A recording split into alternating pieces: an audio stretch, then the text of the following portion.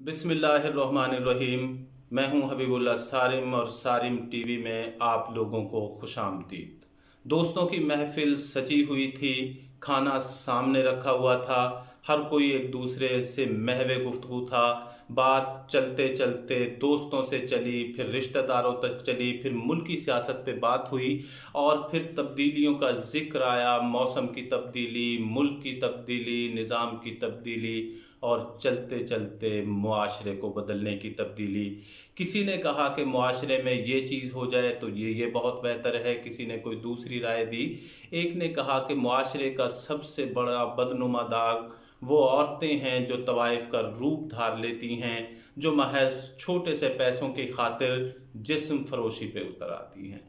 सब ने अपने अपना हिस्सा डाला, सब अपनी अपनी बारी पे गुफ्तगू करते रहे, लेकिन वहाँ एक पुलिस ऑफिसर खामोश बैठा हुआ था। सारे उसको जानते थे कि वो एक ईमानदार और सच्चा आदमी है, हालांकि पुलिस में ऐसे लोग कम दिखाई देते हैं। जब सारे लोग थक हार के उसकी तरफ मुतवज्जे हुए तो उन्होंने पूछा कि आप ऐसे क्यों बैठे हुए हैं, और जब से इस गुफ्तगू का आगाज़ हुआ है, यानी कि मुआशरे में तवाइफों के रोल पे बात हुई है, आप बिल्कुल ही खामोश हो गए हैं, इसके बारे में आपकी क्या राय है। वो फिर भी खामोश हो रहा। बहुत ज़्यादा इसरार पर उसने बात करना शुरू की। उसने कहा कि जिसे आप कलंक कहते हो वो बाज़ों का धोखा भी हो सकता है, और उसको वहाँ तक पहुँचाने में किसका रोल है। एक अगर औरत वहाँ तक पहुँची है तो किसी मर्द ने उसको वहाँ तक छोड़ा है। उसकी बातों में आहिस्ता आहिस्ता तलखी बढ़ती जा रही थी और उसने कहा कि कौन नहीं है जो फ़ायदा नहीं उठाता औरत की मजबूरी से, कौन नहीं है जो उसको दामे फ़रेब में लाने की कोशिश नहीं करता।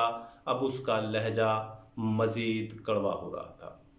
उसने कहा कि मैं जब पुलिस ऑफिसर बना, इससे पहले बहुत जगह मेरी रेड हुई, मैंने बहुत सारे इंटरव्यूज़ किए, मतलब लोगों तवाइफों से मिला रेड के दौरान, और जो राय आप लोगों की है उस वक्त यही राय मेरी भी थी। लेकिन मैं हैरान रह गया, जैसे जैसे जैसे मैं इन औरतों से मिलता गया, पूछता गया, अक्सर ने कहा कि हम मोहब्बत के धोखे में आए, अक्सर ने कहा हमें मोहब्बत के नाम पे फ़रेब दिया गया। मोहब्बत क्या है, इसके ऊपर बात हम फिर करेंगे, लेकिन उन्होंने कहा कि मोहब्बत के ऊपर इतने बड़े बड़े फ़रेब दिए गए।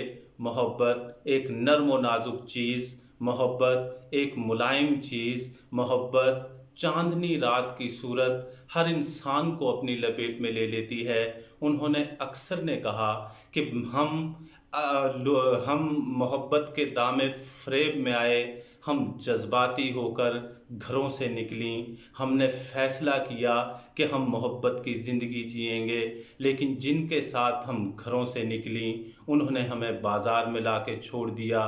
किसी ने 3 दिन बाद रख के छोड़ दिया, किसी ने 3 माह बाद रख के छोड़ दिया।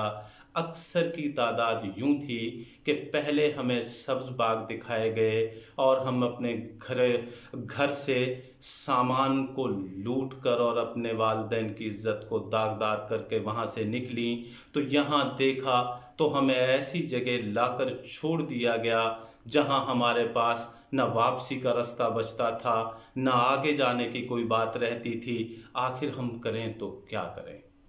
वो पुलिस वाला फिर भी चुप रहा, थोड़ी सी देर के लिए चुप रहा और फिर अपनी आवाज़ को बढ़ाकर कहने लगा कि उनमें से अक्सर की ये राय थी कि हम वापस घर जाना चाहती हैं, लेकिन घर वालों की गैरत, ख़ानदान की गैरत हमें हमें शक है, बल्कि यकीन है कि वो हमें जान से मार डालेंगे, क्योंकि अक्सर के साथ ये रवैया हम देख चुकी हैं कि जिस किसी ने वापसी की वो जान से गई। अब हम सुनते हैं कि मायूसी कुफ्र भी है, ख़ुदकुशी भी की है। हम में से बहुत सारी लड़कियों ने ख़ुदकुशी भी की। अब हम अपने जीवन को गुजारें तो कैसे गुजारें। वालिदैन हमें कबूल करने को तैयार नहीं, क्योंकि उनकी गैरत का मसला आ जाता है, और जिसके साथ हम आए उन्होंने हमें बीच भंवर में छोड़ दिया। अब आगे खड्डा पीछे खाई, हम जाएं तो क्या जाएं। उस पुलिस वाले ने कहा کہ उन्होंने ऐसे ऐसे सवाल कर डाले जिनका मैं यहाँ भी जवाब देने से कासिर हूँ और मेरे पास अब भी उनका जवाब नहीं है। आखिर औरतों को मजबूर यहाँ तक किया गया। औरतें जज्बात में जल्दी आ जाती हैं, बहक जाती हैं और मोहब्बत के नाम पे वो करने मरने को चढ़ दौड़ती हैं। तो मेरी आप लोगों से गुजारिश है, जिसके कानों तक मेरी आवाज़ पहुँचे वो अपने घर की दहलीज उलांघने से पहले, वो अपनी दहलीज को पार करने से पहले उसको 100 दफ़ा सोच ले कि मेरे बाबुल ने, मेरे बाप ने, मेरे वालिदैन ने, मेरे ख़ानदान ने मुझे निवाला चगत चगत के दिया, निवाले तोड़ तोड़ के दिए, मुझे गोदों में उठाए फिरे और आज मैं उनकी गोदों को सूनी करके आ गई हूँ, उनकी कोख को उजाड़ के आ गई हूँ। घर की दहलीज पार करने से पहले हर वो लड़की गौर करे कहीं ये मोहब्बत धोखा तो नहीं। हर वो लड़की गौर करे कहीं ये मोहब्बत के नाम पे कोई और जिस्म फरोशी की तरफ तो दावत नहीं।